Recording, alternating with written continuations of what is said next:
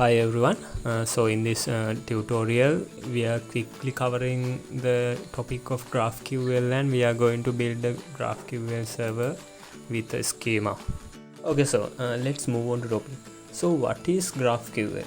GraphQL is a query language for the APIs, and it is internally introduced by Facebook and currently running by GraphQL Foundation. And GraphQL is a specification like SQL, and we can implement it using implementation framework. GraphQL exposes the blueprint of the data, and user can ask what they only need. You don't need to get redundant data and like in REST APIs. You can get exactly what you need from server. Okay, what does that mean? So let's take the typical programming example, the employee object scenario. So let's take an employee in a particular company. That employee object has more than 50. So in your web application, you may need different type of attributes in different windows. Let's say you may need some 5 attributes in one window and another 5 attributes in another window. In REST APIs, either you may need to design endpoint for this each window, or you may design one endpoint for all windows, but you have to fetch all the data from that employee object, including all the 50 attributes. That is redundant. If you design endpoint for each window, that is a huge task for implementing endpoints. So that is redundant. GraphQL allows you to fetch data even using only one endpoint. You can get any of the data you want from one endpoint. That is the magic of GraphQL. So the GraphQL also has a typing system. So here we have the employee with the type of employee, and here then we define the type of employee with employee ID as a string, and first name as a string, and last name as a string, email as a string, mobile as a string, position as a string. So we define the employee with those attributes. Okay, let's look at a very simple query. So below you can see an example of our data of employee with employee ID, and the data is in JSON format. So the queries also looks like the data. So what we do here is, in query we are asking for the data of employee with the ID of Mithun 1996, but we only ask for first name, last name, mobile number and position. That's the magic of GraphQL. You can also ask any other data. You don't need to write separate endpoint for that.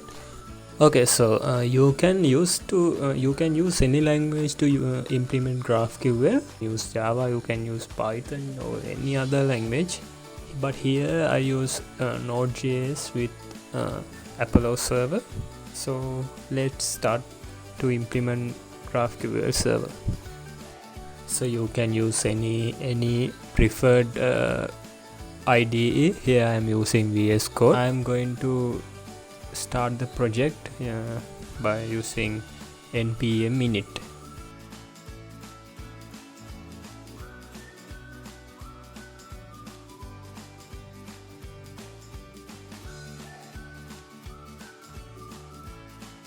Okay, so my project is created now. We have the project. So you can see now the package JSON file. So now I am going to install some couple of packages. For Node, you can find many implementations of GraphQL, such as Apollo Server, GraphQL.js, Express GraphQL. Likewise, here, as we discussed, I am going to use Apollo Server for the GraphQL implementation for this project. So I am installing Apollo Server package by using the command npm install apollo-server. Then I am installing GraphQL package as well. Make sure you don't name your project as GraphQL, because it makes a conflict in installing GraphQL package. So don't name your project as GraphQL. npm install GraphQL command to install the GraphQL package. Finally, we install another package called Notman. You may have heard it, because otherwise we might to restart our server every time we do a change. If we have installed Notman, it will take care of that and it will automatically restart the server. We don't need to worry about that. So we install npm install Notman. You can install it as a developer dependency by adding the -d command as well. Okay, so as for the every node project, now I am going to create the index.js file. So that's done. Okay, now we need to get the Apollo server to our project by using this code const Apollo server. We need as GQL as well. So by this we get Apollo server to this project.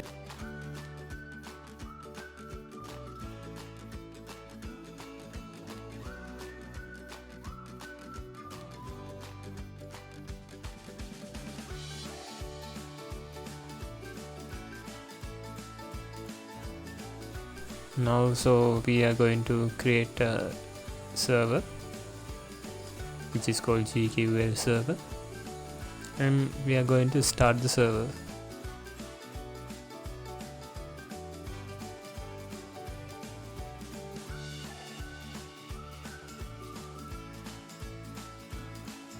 We are running the server on default port 4000.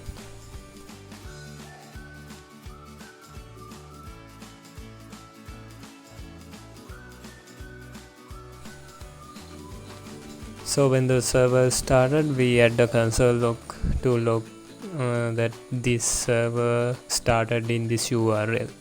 So it will print until log server started on HTTPS localhost whatever.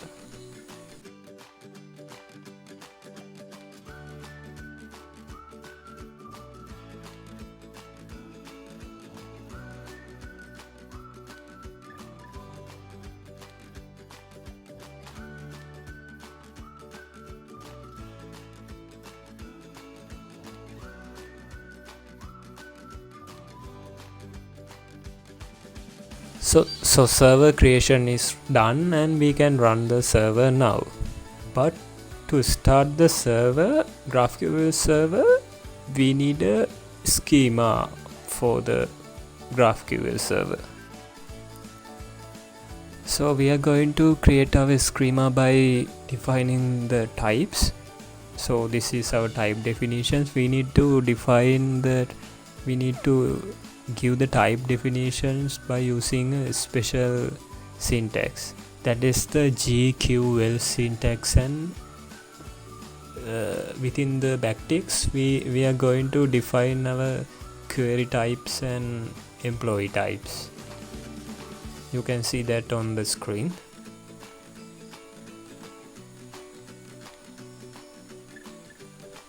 So here we are defining a query called employee, which is expose a array of employees.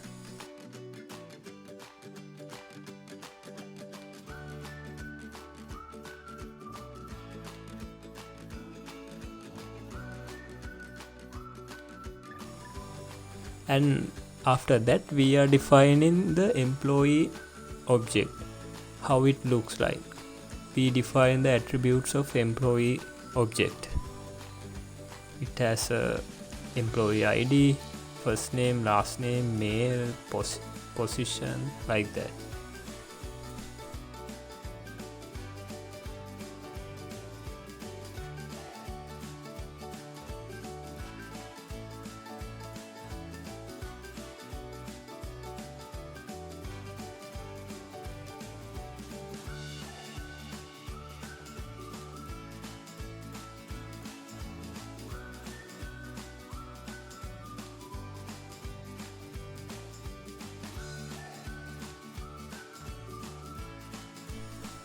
So now if someone call the employee query, he will get array of employees, array of employee objects.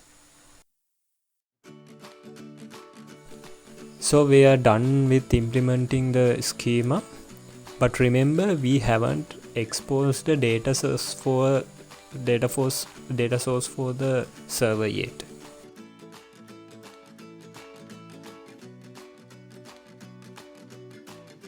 So now I am initiating the command to start the project in package.json file. I am initiating the start command here, you can see it. So now we are done. So let's start our server using npm start command. So you can see the console log, but there is an issue in it because it hasn't printed the URL. So there is a code issue. I am fixing it. Haven't done it correctly, so I fixed it. Issue is still occurring. Oh, okay, let's see. There are some typos and issues in my code, so I fixed it and it should work now.